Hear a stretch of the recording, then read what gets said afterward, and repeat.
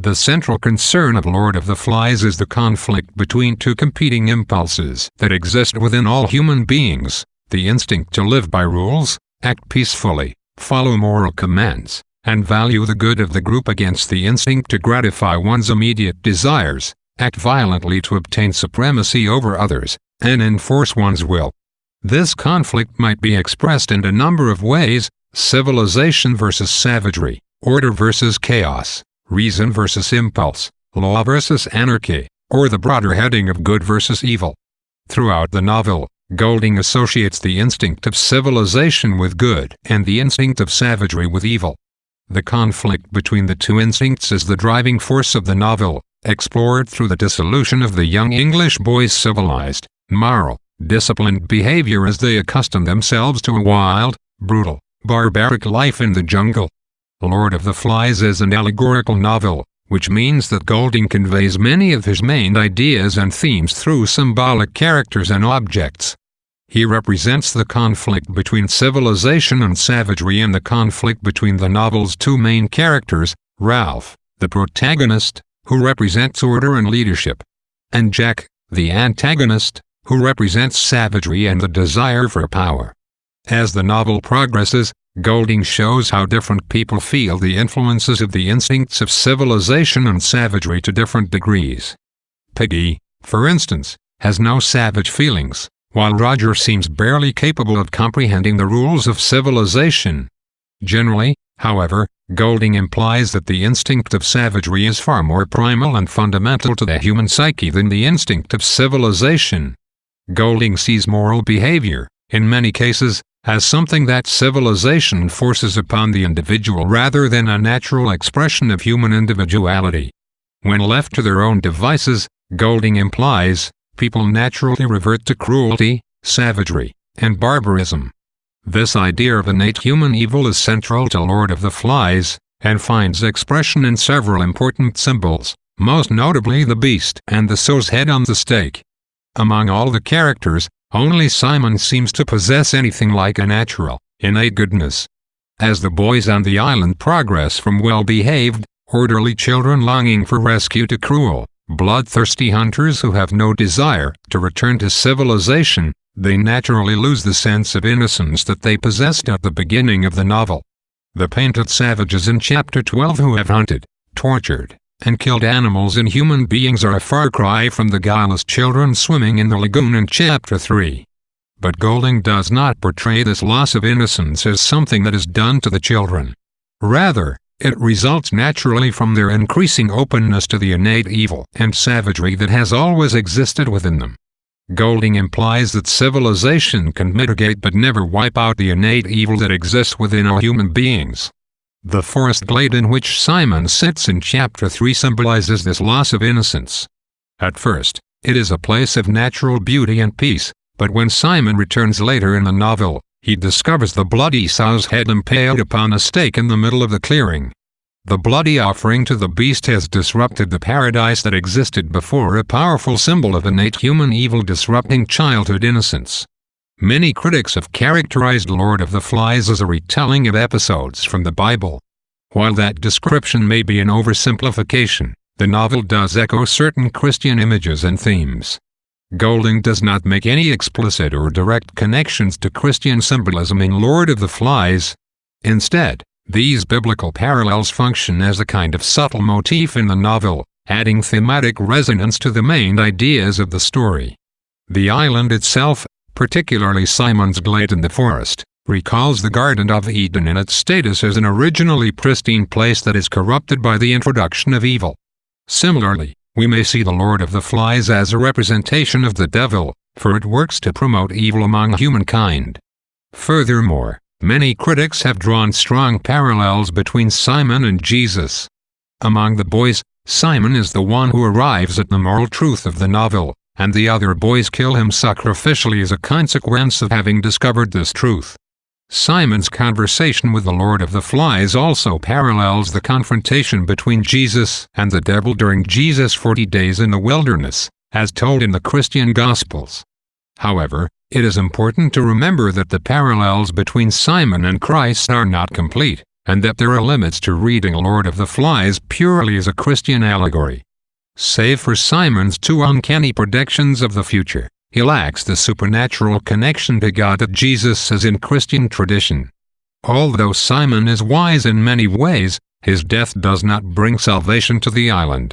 Rather, his death plunges the island deeper into savagery and moral guilt. Moreover, Simon dies before he is able to tell the boys the truth he has discovered. Jesus, in contrast, was killed while spreading his moral philosophy. In this way, Simon and Lord of the Flies as a whole echoes Christian ideas and themes without developing explicit, precise parallels with them. The novel's biblical parallels enhance its moral themes but are not necessarily the primary key to interpreting the story. Ralph and Peggy discover the conch shell on the beach at the start of the novel and use it to summon the boys together after the crash separates them. Used in this capacity, the conch shell becomes a powerful symbol of civilization and order in the novel. The shell effectively governs the boys' meetings, for the boy who holds the shell holds the right to speak. In this regard, the shell is more than a symbol, it is an actual vessel of political legitimacy and democratic power. As the island's civilization erodes and the boys descend into savagery, the conch shell loses its power and influence among them. Ralph clutches the shell desperately when he talks about his role in murdering Simon. Later, the other boys ignore Ralph and throw stones at him when he attempts to blow the conch in Jack's camp. The boulder that Roger rolls onto Peggy also crushes the conch shell, signifying the demise of the civilized instinct among almost all the boys on the island. Peggy is the most intelligent, rational boy in the group, and his glasses represent the power of science and intellectual endeavor in society. This symbolic significance is clear from the start of the novel, when the boys use the lenses from Peggy's glasses to focus the sunlight and start a fire. When Jack's hunters raid Ralph's camp and steal the glasses, the savages effectively take the power to make fire, leaving Ralph's group helpless. The signal fire burns on the mountain, and later on the beach, to attract the notice of passing ships that might be able to rescue the boys. As a result, the signal fire becomes a barometer of the boys' connection to civilization. In the early parts of the novel, the fact that the boys maintain the fire is a sign that they want to be rescued and return to society. When the fire burns low or goes out, we realize that the boys have lost sight of their desire to be rescued and have accepted their savage lives on the island. The signal fire thus functions as a kind of measurement of the strength of the civilized instinct remaining on the island. Ironically, at the end of the novel, a fire finally summons a ship to the island, but not the signal fire. Instead, it is the fire of savagery, the forest fire Jack's gang starts as part of his quest to hunt and kill Ralph.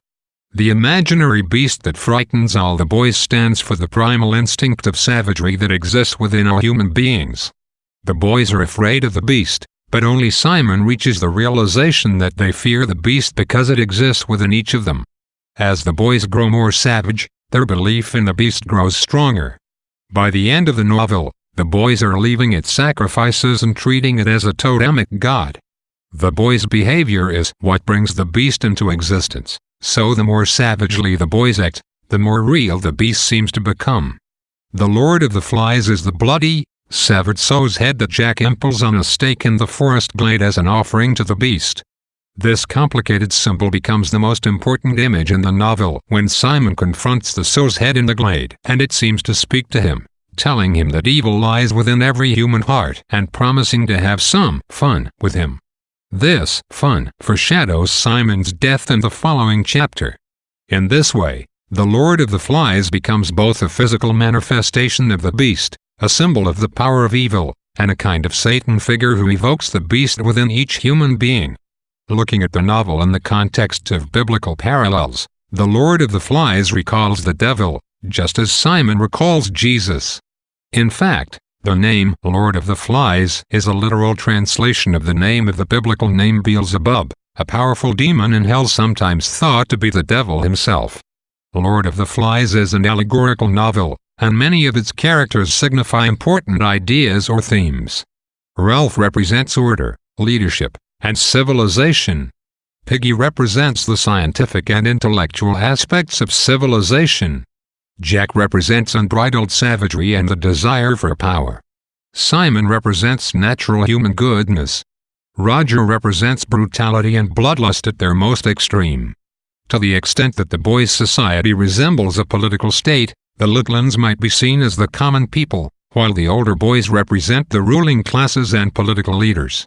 The relationships that develop between the older boys and the younger ones emphasize the older boys' connection to either the civilized or the savage instinct. Civilized boys like Ralph and Simon use their power to protect the younger boys and advance the good of the group. Savage boys like Jack and Roger use their power to gratify their own desires, treating the littler boys as objects for their own amusement.